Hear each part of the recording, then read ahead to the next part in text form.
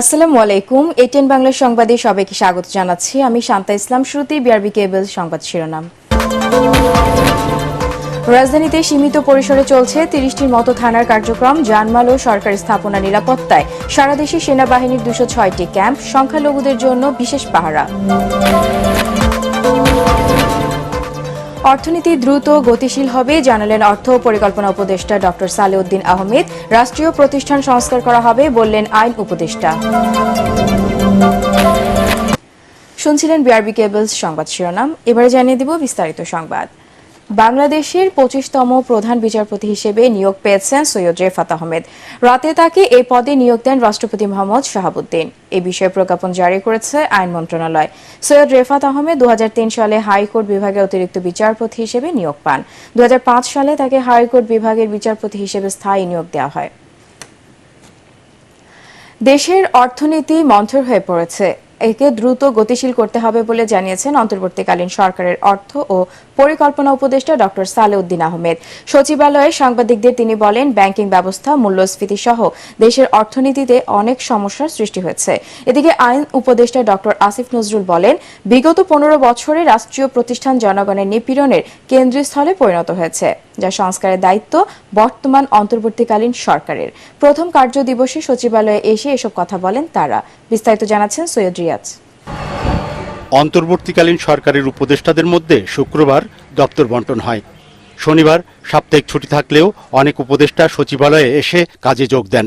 এ সময় অর্থ ও পরিকল্পনা উপদেষ্টা সাংবাদিকদের বলেন, একেবারে লাইনচ্যুত না হলেও দেশের অর্থনীতির গতি মন্থর। আমরা চাচ্ছি সমতা ভিত্তিক ন্যায্য একটা ইস্যু করতে, আয়ের সংস্থান লোকের বাড়ুক এবং বাজারে যেটা মূল্যস্ফীতি যত সম্ভব করবো। মানুষ জীবন জীবিকার ব্যাপারে আমরা যথাসম্ভব চেষ্টা করবো সব মানুষের। এদিকে আইন মন্ত্রণালয়ের কর্মকর্তাদের সাথে বৈঠকে আইন, বিচার ও সংসদ বিষয়ক উপদেষ্টা ডক্টর আসিফ নজরুল জুলাই আগস্টে ছাত্র জনতার আন্দোলন সংশ্লিষ্ট 5টি সিদ্ধান্ত নেন। এগুলোর মধ্যে আছে আন্দোলনকে ঘিরে যেসব হত্যাকাণ্ড হয়েছে সেগুলো দ্রুত বিচারের আওতায় আনা, দেশব্যাপী দায়েরকৃত ফৌজদারি মামলা আগামী 3 কর্মদিবসের মধ্যে প্রত্যাহার, আটক শিশু কিশোরদের মুক্ত করা, সন্ত্রাস ও সাইবার নিরাপত্তা আইনের মামলা দ্রুত প্রত্যাহার এবং হয়রানিমূলক মামলায় ভিকটিম সাপোর্ট দেয়া। ছাত্র জনতার পক্ষ থেকে জাতিসংঘের নেতৃত্বে তদন্তের কথা বলা হয়েছিল। এটার ব্যাপারে এখন এই মুহূর্তে মন্তব্য করছি। অন্তর্বর্তীকালীন সরকারকে দেশ পরিচালনায় ছাত্র জনতা অপূর্ব সুযোগ তৈরি করে দিয়েছে জানিয়ে উপদেষ্টারা বলেন, রাজনৈতিক ব্যক্তিদের গণতান্ত্রিক নির্বাচন আর শিক্ষার্থীদের দেশ সংস্কারের আকাঙ্ক্ষা পূরণে যতদিন সময় লাগবে ততদিন ক্ষমতায় থাকবে এই সরকার। সৈয়দ রিয়াজ, এটিএন বাংলা, ঢাকা। যে ছাত্ররা বন্দুকের গুলিতে ভয় পায় না, তারাই দেশের পরিবহন খাতের সকল নৈরাজ্য দূর করবেন বলে মন্তব্য করেছেন নিরাপদ সড়ক চাই সংগঠনের প্রতিষ্ঠাতা ইলিয়াস কাঞ্চন। রাজধানীর শাহবাগ মোড়ে তিনি জানান, সড়ক পরিবহনের পাশাপাশি দ্রুত সড়ক নিরাপত্তা আইন এখন সময়ের দাবি। অন্তর্বর্তীকালীন সরকার এ বিষয়ে দ্রুত কাজ করবেন বলেও প্রত্যাশা তার। এদিকে রাজধানীর সড়কে এখনও ট্রাফিক নিয়ন্ত্রণের কাজ করছে সাধারণ শিক্ষার্থীরা। বিস্তারিত মাজহারুল হক মুহাজিরের রিপোর্টে। ব্যস্ত ঢাকায় ট্রাফিকের দায়িত্ব পালন কোনো সহজ বিষয় নয়, কিন্তু নতুন বাংলাদেশে রোদ ঝড় বৃষ্টি উপেক্ষা করে ট্রাফিকের কাজ করছে শিক্ষার্থীরা। সাথে বিএনসিসি, স্কাউট, আনসার সহ আছে নিরাপদ সড়ক চাই সংগঠনের সদস্যরা। দীর্ঘ 31 বছর কাজ করে আসা নিরাপদ সড়ক চাই আন্দোলনের ইলিয়াস কাঞ্চনকেও দেখা গেছে শিক্ষার্থীদের সঙ্গে। এ সময় বৈষম্য বিরোধী ছাত্র আন্দোলনের প্রতি কৃতজ্ঞতা জানিয়ে প্রয়াত মেয়র আনিসুল হককে স্মরণ করে তিনি বলেন, শুধু নিরাপদ সড়ক নয়, দেশটাকেও এখন নিরাপদ করতে হবে, ভেঙে ফেলতে হবে পরিবহন খাতের সকল নৈরাজ্য। যেভাবে বুক পেতে দিয়েছে ছাত্ররা, তো সেই জায়গায় আমরা এই অপশক্তি থেকে আমরা আমাদের নিজেদের দেশকে রক্ষা করতে পারবো না? ইনশাল্লাহ পারবো আমরা। এই যে আনিস সাহেবের যে একটা প্ল্যান ছিল, আপনার র্যাপিড ট্রানজিট বাস সিস্টেম, এক একটা রোডের মধ্যে এক এক কালারের গাড়ি থাকবে এবং এগুলো একটা সিস্টেমে চলবে, সেই সিস্টেমটা চালু করার জন্য আমি বলবো। এদিন রাজধানীর প্রায় সব এলাকাতেই দেখা গেছে সাধারণ শিক্ষার্থীদের উপস্থিতি। তাদের উৎসাহ দিতে দেশীয় কোমল পানীয় ব্র্যান্ড মোজো সহ পাশে দাঁড়িয়েছে বেশ কিছু সংস্থাও। রোদের মধ্যে তারা ডিউটিকে রোস্টারিং করে সুন্দর করে ডিউটি পালন করতেছে এবং রাস্তাকে সুশৃঙ্খল করেছে। এই ছেলেগুলো কখনোই তার মায়ের হয়তো কুল থেকে কখনো বের হয়নি। আমাদেরকে সবাই আলহামদুলিল্লাহ অনেক ভালো হেল্প করছে। এখানে আমাদের এখানে কোনো ধরনের কোনো ব্যাড এক্সপিরিয়েন্স নেই। প্রবলেম হচ্ছে, তারপর আমরা চেষ্টা করতেছি তাদেরকে আটকাই দিয়ে 10-15-20 মিনিট আটকে রেখে যেন তাদেরকে বুঝে। এবং আমাদের ধৈর্য কম, যাত্রী ধৈর্য কম, সবাই আগে যেতে চায়, ওভারটেকিং এর টেন্ডেন্সিটা বেশি আমাদের এখানে। যদিও শিক্ষার্থীরা প্রতি মোড়ে মোড়ে ড্রাইভিং লাইসেন্স চেক করায় কিছুটা সময় লাগলেও শিক্ষার্থীদের এই উদ্যোগকে সাধুবাদ জানান সবাই। কোটা সংস্কার থেকে দেশ সংস্কার, কাঙ্ক্ষিত বিজয় তাদের আসলেও এই শিক্ষার্থীরা থেমে নেই। কোনো কিছুই তাদের কাছে আর অসম্ভব নয়। তাই তো আগামীর সমৃদ্ধ বাংলাদেশ বিনির্মাণে এই শিক্ষার্থীরা কাজ করতে চায় দেশের প্রতিটি ক্ষেত্রে, গড়তে চায় সোনার বাংলাদেশ। আজহারুল হক মুহাজির, এটিএন বাংলা, ঢাকা। পরাজিত স্বৈরাচার ও তাদের দোসররা ছাত্র জনতার অর্জনকে নস্যাৎ করার ষড়যন্ত্র করছে বলে অভিযোগ করেছেন বিএনপির মহাসচিব মির্জা ফখরুল ইসলাম আলমগীর। দেশি বিদেশি কিছু গণমাধ্যমে দেশের পরিস্থিতি নিয়ে তারা বিভ্রান্তিকর তথ্য প্রকাশ করছে বলে দাবি করেন তিনি। বিএনপি চেয়ারপারসনের গুলশান কার্যালয়ে তিনি দাবি করেন, সংখ্যালঘু সম্প্রদায়ের উপর হামলা নির্যাতনের সাথে বিএনপিকে জড়ানোর চক্রান্ত চলছে। এ সময় অন্তর্বর্তীকালীন সরকারের কর্মকাণ্ডকে স্বাগত জানিয়ে মির্জা ফখরুল বলেন, জাতির মধ্যে নতুন আশার সঞ্চার হয়েছে।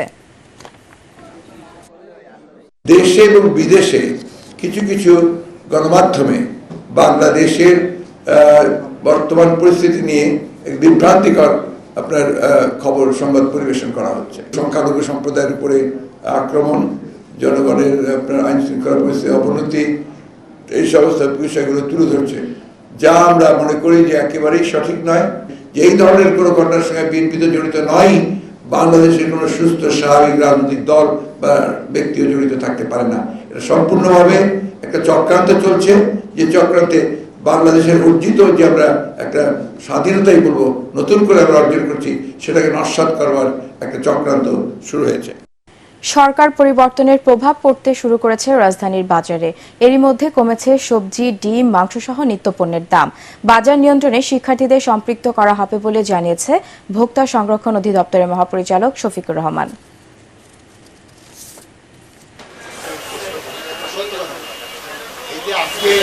এখানে অনেকগুলো হাত আছে, অনেকগুলো, এবং ইভেন আমরাও কিন্তু অনেক ক্ষেত্রেই কিন্তু এই যে হিডেন যে বিষয়গুলো আছে পরিবহন থেকে শুরু করে এই সব কিছু কিন্তু আমরা করতে পারিনি। এখন সময় আসছে, আমরা সেই জায়গাগুলোতে আমরা পুরোপুরি ট্রান্সপারেন্ট থাকতে চাই। পার্টেক্স খেলার খবর।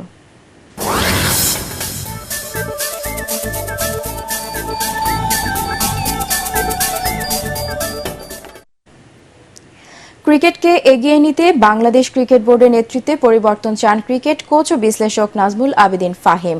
মিরপুর শেরেবাংলা স্টেডিয়ামে গণমাধ্যমের সঙ্গে আলাপকালে তিনি বলেন, ক্রিকেটের উন্নতি না হওয়ার জন্য নেতৃত্বের দায় রয়েছে। পরাগারমানের রিপোর্ট। বৈষম্য বিরোধী ছাত্র আন্দোলনের মাধ্যমে নতুন অন্তর্বর্তীকালীন সরকার গঠনের পর থেকে বাংলাদেশের বিভিন্ন স্তরে রদবদল শুরু হয়েছে। সেই পরিবর্তনের হাওয়া লেগেছে বাংলাদেশ ক্রিকেট বোর্ড বিসিবিতেও। এবার পরিবর্তনের পক্ষে মতামত জানালেন ক্রিকেট কোচ ও বিশ্লেষক নাজমুল আবেদিন ফাহিম। বাংলাদেশের ক্রিকেটকে এগিয়ে নিতে নেতৃত্বে পরিবর্তন আনার তাগিদ দেন তিনি। দায়টা সবচেয়ে বেশি লিডারশিপের মধ্যে পরিবর্তন আনাটা খুব দরকার। লিডারশিপ যদি ঠিক থাকে বাকি জিনিস কিন্তু অটোমেটিক্যালি চ্যানেলাইজড হয়ে যায়। সো এখন তো ব্যাপারটা হচ্ছে যে আইসিসির আইন সংক্রান্ত অনেক বিষয় আছে, রিফর্মেশনের ব্যাপার যদি আমরা বলি অনেক সমস্যা আছে, but at the end of the day আমরা তো ডেফিনেটলি চাইবো এমন একটা বোর্ড হোক যেখানে ভালো একজন লিডার থাকবে, যার ভিশন থাকবে, যার মধ্যে বড় কিছু সব দেখার স্বপ্ন থাকবে, যে বাংলাদেশ ক্রিকেটকে অনেক উপরে উঠিয়ে নিতে চাইবে, এবং সেই জন্য যে স্বচ্ছতা, যে জবাবদিহিতার ব্যাপারগুলো থাকা প্রয়োজন সেগুলো থাকবে। তো সেরকম মানুষজনই দরকার, এবং সেরকম অনেক মানুষ কিন্তু আমাদের দেশে আছে। আনফর্চুনেটলি অনেক দিন ধরে তারা কোনো সুযোগই পায়নি কাজ করার। দীর্ঘদিন ধরে বাংলাদেশের ক্রিকেটে উন্নতি না হওয়াটাকে নেতৃত্বের দায় বলে মনে করেন নাজমুল আবেদিন। বিসিবিতে শৃঙ্খলার অভাব রয়েছে বলে মন্তব্য করেন এই ক্রিকেট বিশ্লেষক। আমরা দেখেছি ক্রিকেটের মাঠে কি হয়েছে, ক্লাবগুলোর কি অবস্থা, ঢাকা লিগের বলি, বিপিএল ফ্র্যাঞ্চাইজি বলি, পুরোটা ক্রিকেট খেলাটাকেই নষ্ট করে দেওয়া হয়েছে কিন্তু, যার ফলশ্রুতিতে কিন্তু আমরা এখন এই অবস্থায় আছি, আমাদের ক্রিকেটের স্ট্যান্ডার্ডটা এতটা নিচে নেমে গেছে। সো আমার মনে হয় দায়টা তাদেরই, সেটা অনেকগুলো কারণেই হয়নি, অনেকের ইচ্ছাকৃত ভুলের কারণেও হয়নি। সো আমার মনে হয় যে এখানে পরিবর্তন আনা দরকার। কাজের যে ধরন, এখানে যে ইনডিসিপ্লিন অ্যাক্ট হয় ভেতরে ভেতরে, সেটা পরিবর্তন আনাটা খুব দরকার। কারণ এগুলো একটু স্ট্রেটন করতে পারলেই বোধহয় আমাদের অনেক ধরনের ক্রাইসিস মিট আপ হতে পারে, এবং একটা প্রসেস যদি ঠিকমতো চলে, দেয়ার ইজ নো রিজন আমরা কেন ক্রিকেটে আরও ভালো করতে পারবো না। আমাদের তো অবস্থান এমন হওয়ার কথা না যে নেপালের সাথে জিতবো আমরা খুব খুশি হয়ে যাব, সেই জায়গায় তো আমাদের থাকার কথা না এখন, কিন্তু তেমন হয়ে গেছে কিন্তু। সো আমার মনে হয় যে এখানে সুযোগ আছে, ভালো কাজ করতে পারলে বাংলাদেশের ক্রিকেটকে আরও অনেক উপরে নিয়ে যাওয়া সম্ভব। না, এতে বোঝা যায় যে তারা তাদের দায়িত্বটা ঠিকমতো সে সময় পালন করেনি। যদি ঠিকমতো পালন করতেন তাহলে আমার মনে হয় তারা সাহস করে আসতে পারতেন। ক্রিকেটের যদি তারা সত্যিকার অর্থেই সেবক হতেন তাহলে তারা সত্যি আসতেন, কিন্তু তারা, আমার মনে হয় না তারা ক্রিকেটের সেবক ছিল। ক্রিকেটে ভালো চায়, এবং ক্রিকেটে ভালো চাওয়ার ব্যাপারটা কিন্তু অন্যরকম, কারণ ক্রিকেট বাংলাদেশকে যেভাবে রিপ্রেজেন্ট করে পৃথিবীতে, এখানে কিন্তু ফাঁকি দেওয়ার কোনো উপায় নেই কিন্তু। সো ইটস ভেরি ইম্পর্টেন্ট যে right kind of people R here. So it's not naturally আমাকেই হতে হবে, যে মেবি আদার পিপল আমাদের দেশে আছে, দেশের বাইরেও কিন্তু আমাদের লোকজন আছে যারা যথেষ্ট এক্সপিরিয়েন্স এবং যথেষ্ট যোগ্যতা রাখে কিন্তু। সো আমার মনে হয় যে তাদেরকে নিয়ে যদি কিছু চিন্তাভাবনা করা হয়, তাহলে বোধহয় তারা তাদের মতো করে ড্রাইভটা নিতে পারবে বাংলাদেশ ক্রিকেটকে আরেকটা পর্যায়ে নিয়ে যাওয়ার জন্য। বিসিবি সংস্কারে প্রয়োজনে ক্রীড়া উপদেষ্টার সঙ্গে বৈঠক করতেও প্রস্তুত এই ক্রিকেট বিশ্লেষক নাজমুল আবেদিন ফাহিম। পরাগ আমান, এটিএন বাংলা, ঢাকা। এবার বাংলাদেশ মহিলা ক্রীড়া সংস্থায় নির্বাচনের দাবি জানালেন নারী ক্রীড়া সংগঠকরা। এই উপলক্ষে মহিলা ক্রীড়া কমপ্লেক্স প্রতিবাদ জানান তারা। এর আগে 2017 সালের মার্চ মাসে নির্বাচিত কমিটি ভেঙে দেওয়া হয়েছিল। প্রতিবাদকারীরা জানান জাতীয় সংসদের তৎকালীন হুইপ মাহবুব আরা গিনি এবং ঢাকা সিটি দক্ষিণের মেয়র ব্যারিস্টার ফজলে নূর তাপস কোনো জবাবদিহিতা ও স্বচ্ছতা ছাড়াই ফিরোজা করিম নেলিকে দিয়ে সংস্থার কার্যক্রম চালিয়েছেন। এ সময় উপস্থিত ছিলেন ক্রীড়া সংস্থার সাবেক সাধারণ সম্পাদক ও জাতীয় পুরস্কারপ্রাপ্ত ক্রীড়াবিদ কামরুন নাহার ডানা, কমনওয়েলথ গেমসে স্বর্ণজয়ী শুটার সাবরিনা সুলতানা, জাতীয় পুরস্কারপ্রাপ্ত ক্রীড়াবিদ মরিয়ম তারেক, সাবেক জিমন্যাস্ট পারভিন লাইলা লুসি এবং অ্যাথলেট ফরহাদ জেসমিন লিটি সহ অন্যান্যরা। কোটা সংস্কার আন্দোলনের অন্যতম সমন্বয়ক কুমিল্লার ছেলে আসিফ মাহমুদ সজীব ভুইয়া সফল আন্দোলন শেষে অন্তর্বর্তীকালীন সরকারে যুব ও ক্রীড়া মন্ত্রণালয়ের উপদেষ্টা হওয়ায় খুশির জোয়ারে ভাসছেন তার গ্রামবাসী। গর্বিত এই সন্তানের জন্য দোয়ার আয়োজন করা হয়েছে এলাকার বিভিন্ন মসজিদে। আসিফকে ঘিরে নতুন দিনের স্বপ্ন দেখছেন তারা। কুমিল্লা প্রতিনিধি খায়রুল আহসান মানিকের রিপোর্ট, জানাচ্ছেন মুশফিকুর রহমান। এই মাঠেই হেসে খেলে ৮-১০ জনের মতো বড় হয়েছেন আসিফ মাহমুদ। তবে যৌবনের প্রথম প্রহর না পেরোতেই নিজেকে এক অনন্য উচ্চতায় নিয়ে গেছেন কুমিল্লার এই কৃতি সন্তান। মুরাদনগর উপজেলার আকুবপুর গ্রামের স্কুল শিক্ষক বিল্লাল হোসেন ও রোকসানা আক্তার দম্পতির একমাত্র ছেলে আসিফ। বাবার চাকরির সুবাদে কুমিল্লাতেই ৮ম শ্রেণী পর্যন্ত লেখাপড়া করেন তিনি। পরে ঢাকার তেজগাঁও হোসেন আলী উচ্চ বিদ্যালয় থেকে মাধ্যমিক এবং আদমজী ক্যান্টনমেন্ট কলেজ থেকে উচ্চ মাধ্যমিক শেষ করে ভর্তি হন ঢাকা বিশ্ববিদ্যালয়ে। কোটা সংস্কার আন্দোলনে আসিফের ভূমিকা দেখেছে পুরো বিশ্ব। এখন তিনি অন্তর্বর্তীকালীন সরকারের যুব ও ক্রীড়া মন্ত্রণালয়ের উপদেষ্টা। এতে উচ্ছ্বাসের শেষ নেই তার এলাকাবাসীর। আসিফ অন্তর্বর্তীকালীন সরকারের উপদেষ্টা হয়েছে, আমাদের খুব আনন্দ লাগে। অনেক ভালো ছেলে, সে এত বড় একটা পদ পাইছে, আমরা সবাই গর্বিত। তবে আন্দোলনের দিনগুলো মোটেই সহজ ছিল না তার পরিবারের জন্য। সন্তানের গুম হওয়ার কথা শুনে ঢাকায় ছুটে এসেছিলেন তার বাবা মা। খোঁজ না পেয়ে বিভিন্ন থানা এমনকি মর্গেও হন্যে হয়ে খুঁজেছেন ছেলেকে। ওর সাথে আবার মোবাইলে যোগাযোগ বিচ্ছিন্ন হয়ে যায়। থানাতে মিসিং ডায়েরি করবার জন্য চেষ্টা করি, কিন্তু ওসি সাহেব মিসিং ডায়েরিটা নেয় নাই। বেওয়ারিশ লাশ যেখানে রাখা হয় হাসপাতালে মর্গে, ওই জায়গাতে গিয়ে সেটা সন্ধান করি। আসিফ মাহমুদের ছোট বোন ইফাত জাহান লামিয়া জানান, আন্দোলনের সময় বারবার ভাইয়ের মৃত্যুর খবর আসায় মানসিকভাবে ভেঙে পড়েছিল পুরো পরিবার। দুর্বিষহ সেই দিনগুলো শেষ হয়েছে। এখন তার ভাই অন্তর্বর্তীকালীন সরকারের উপদেষ্টা, তাই বোনের খুশি যেন বাঁধ ভাঙা। যেদিন আমরা এই স্বাধীনতাটা হইলো এর দিন সকালবেলাও ভাইয়াদের উপর গুলি চলছিল। একটুর জন্য বাচ্চা গেছে, ভাইয়ের সামনে 2টা লাশ পড়ছে। ভাই আমাদেরকে এই কথাটা বলছে মানে আমরা সবসময় অনেক আতঙ্কে ছিলাম কোন সময় কি হয়ে যায়। আর এখন যেটা হয়েছে এটা তো আমরা ভাবিও নাই যে এত বেশি পামো। আল্লাহর কাছে শুধু এতটুকুই দোয়া ছিল যে আমার বেজাতে বাচ্চা থাকে, এটা তো বেশি বাইরে পাইছি। আসিফ মাহমুদ যেন তার উপর অর্পিত দায়িত্ব যথাযথভাবে পালন করতে পারেন সেই প্রত্যাশা গ্রামবাসীর। মুশফিকুর রহমান, এটিএন বাংলা। শেষ করার আগে বিআরবি কেবল সংবাদ শিরোনাম আরো একবার।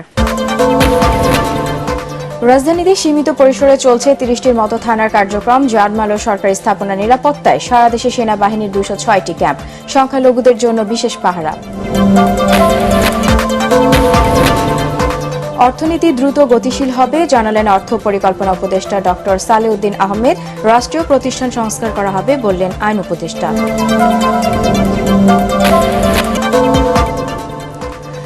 দর্শক, দুর্বৃত্তরা যেন দেশের সাম্প্রদায়িক সম্প্রীতি বিনষ্ট বা রাষ্ট্রীয় সম্পদ ধ্বংস করতে না পারে তা আমাদেরকে নিশ্চিত করতে হবে।